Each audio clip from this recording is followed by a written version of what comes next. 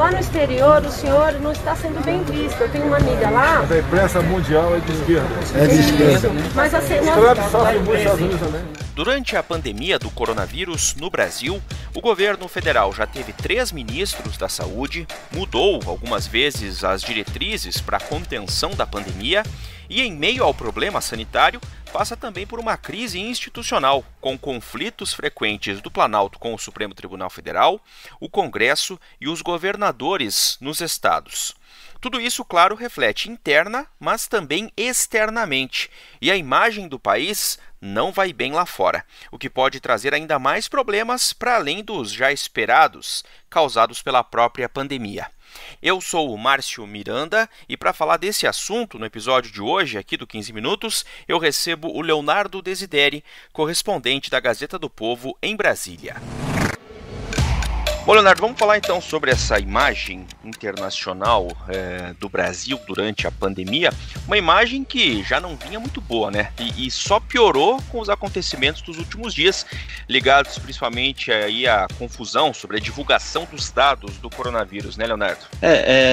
Principalmente a ideia de que o Brasil é o novo epicentro da Covid-19.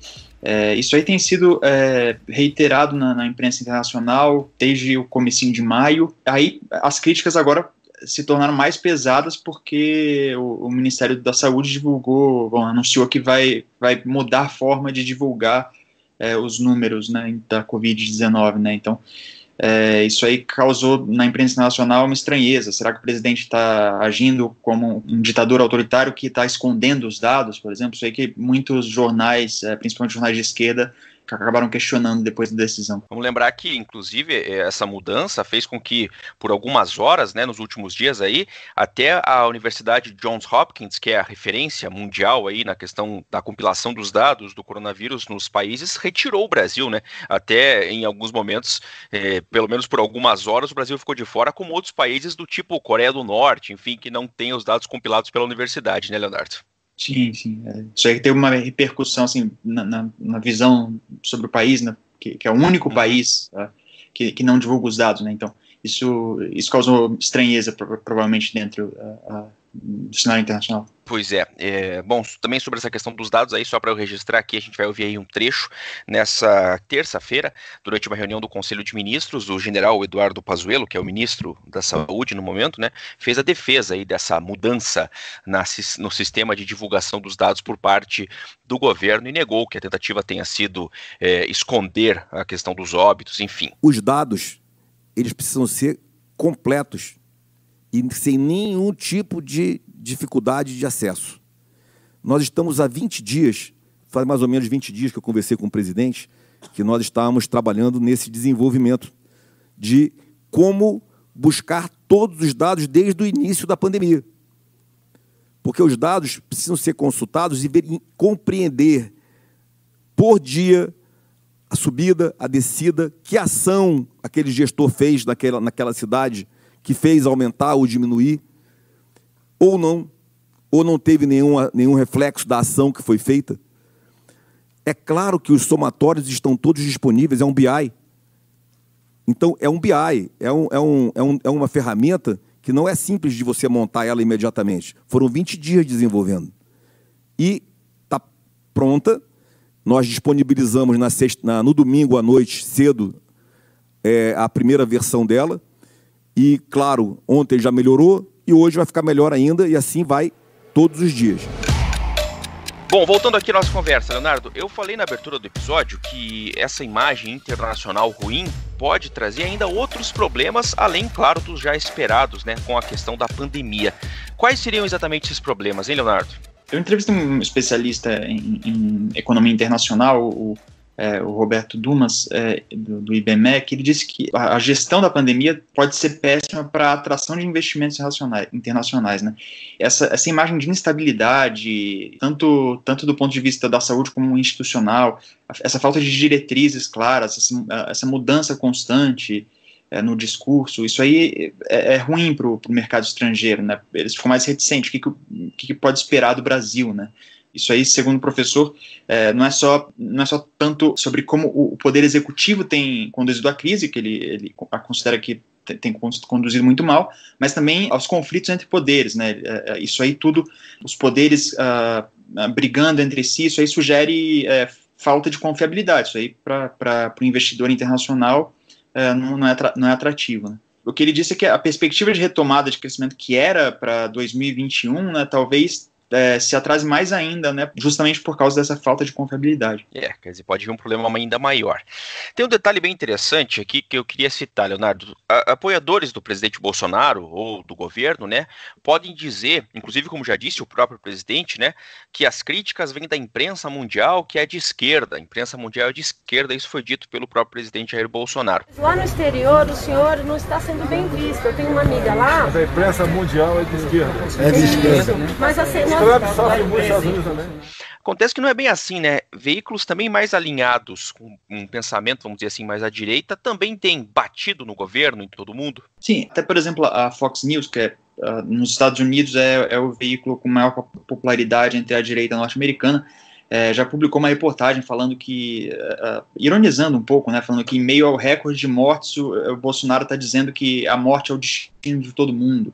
Também falou que o presidente está desconsiderando as recomendações de saúde pública e está entrando para tirar foto com manifestante que dá aglomerado, né? Isso aí nem o Trump lá nos Estados Unidos tem feito, né? Então, mesmo a Fox, que é um veículo lá mais apoiado pelos republicanos, né, que são a direita norte-americana, eles estão dizendo isso, né? Então, assim, nem eles estão favoráveis.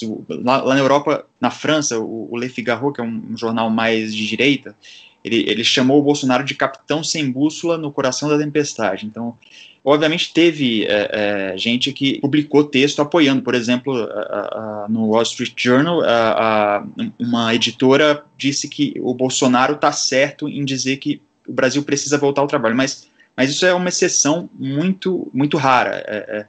No geral, até os veículos de direita estão contra o Bolsonaro lá fora. E os veículos mais alinhados à esquerda, aí em todo o mundo, esses sim mais alinhados à esquerda, o que vem dizendo, hein, Leonardo? Os veículos de esquerda, em geral, eles têm sido muito críticos e têm ironizado muito o Bolsonaro. Por exemplo, o New York Times ele publicou uma reportagem, o New York Times, que é o maior, né, veículo, e talvez seja mais alinhado à esquerda, disse que o Bolsonaro ele vive em outra realidade, que ele é bizarro até do ponto de vista dos Estados Unidos, do Donald Trump, né? Que o New York Times é muito crítico ao Trump, né? É um jornal mais alinhado aos democratas nos Estados Unidos, né? Esse mesmo texto fala que o Bolsonaro tem um objetivo com essas atitudes, que é posar de lobo solitário lutando contra o establishment, então, para ganhar mais popularidade. Outros jornais mais alinhados à esquerda, o Washington Post, ele falou que o Bolsonaro não mostra evidências e afirma que os dados foram inflados pelas autoridades locais de saúde, né, pelos estados e prefeituras. O The Guardian, lá britânico, né, ele fala que, ele também faz uma crítica, não é tão irônico quanto os outros, mas faz uma crítica também, dizendo que talvez tenha irregularidades nas estatísticas do governo. O El País, talvez, o espanhol, né, que é também alinhado à esquerda, talvez seja mais crítico, né, ele diz que tem um apagão informativo governamental, ele sugere que o governo Bolsonaro está promovendo um apagão informativo. Então todos esses jornais de esquerda estão, obviamente, sempre foram muito críticos ao governo e agora estão sendo ainda mais, né? Bom, Leonardo, e a imprensa internacional aí tem acompanhado também a questão da crise política e institucional, né, entre os poderes aqui no Brasil, para além da questão da pandemia do coronavírus? Eles têm feito a cobertura principalmente do Bolsonaro nas manifestações, né, que isso aí, a imagem do Bolsonaro nas manifestações é muito emblemática, né, assim, de como ele está tratando a crise, né, então isso aí acaba sendo fácil de cobrir para um estrangeiro, né? Então, por exemplo, eles falaram de como o Bolsonaro, no começo de maio, ele passou um fim de semana agitando protestos nas ruas, né? O New York Times falou que o Bolsonaro liderou uma manifestação antidemocrática, né? O próprio presidente fala que não tem nada a ver, que ele não está querendo se envolver nessa causa dentro das manifestações, mas a imagem que está passando, de alguma forma, para os jornais, pelo menos os mais de esquerda lá na imprensa internacional, é essa, né, que ele está numa manifestação antidemocrática. Então, além dessa questão da pandemia, tem também a crise política e institucional, que também tem sido coberta, claro que tem relação com a pandemia também, e tem sido um assunto lá fora. Pois é. Todos os detalhes deste assunto na reportagem que o Leonardo Desideri assina na Gazeta do Povo. Obrigado, Leonardo. Até a próxima. Obrigado, Márcio. Até a próxima. Um outro assunto importante desta terça-feira, eu até comentei na conversa com o Leonardo sobre a reunião do Conselho de Ministros que aconteceu em Brasília, e nesta reunião o presidente Jair Bolsonaro defendeu o fim do isolamento social e o retorno às atividades no Brasil, isso após aquela declaração da Organização Mundial da Saúde, a OMS, sobre os assintomáticos. Uma diretora do órgão afirmou, com base em um estudo de pequeno porte, que a transmissão é muito rara entre os assintomáticos, e o presidente Bolsonaro, claro, aproveitou para falar sobre este assunto. E essa agora de que os assintomáticos não transmitem o vírus, ou a chance é quase zero de transmitir o vírus, vai mudar sim, com toda certeza, a orientação de governadores e prefeitos no tocante a confinamentos, a quarentenas, lockdown, entre outras medidas. Afinal de contas, o que mais nós queremos é, com segurança, voltarmos à nossa atividade econômica, porque economia é vida. Não adianta você falar que pode viver feliz para sempre trancado dentro de casa, que isso é uma utopia. Isso não funciona, isso não é uma realidade. Então, nós queremos, sim, que o mais rapidamente possível, os excelentíssimos senhores governadores e prefeitos, né, se bem que alguns já decidiram a ter uma linha um pouco diferente já há algum tempo, mas que decidam o mais rápido possível voltar à normalidade, porque, afinal de contas, né, nós, ao agirmos dessa maneira, poderemos, cada um, levar o seu sustento para casa, voltar aí à vida que tínhamos em janeiro e fevereiro, para o bem do nosso país e para o bem da humanidade. Vale lembrar, no entanto, que a Organização Mundial da Saúde não revisou a recomendação do isolamento, né, ao comentar essa questão da transmissão dos assintomáticos. E vale lembrar também que nesta terça-feira, depois de toda a repercussão dessa declaração da diretora da OMS sobre a transmissão dos assintomáticos, a organização voltou a falar sobre o assunto e esclareceu que os assintomáticos transmitem o coronavírus, mas que a questão é saber quanto acontece esta transmissão. Isso foi o que disse nesta terça-feira a OMS. De qualquer maneira, é mais um componente nessa luta do presidente Bolsonaro pelo fim do isolamento social. Ponto final neste episódio do 15 Minutos, podcast da Gazeta do Povo.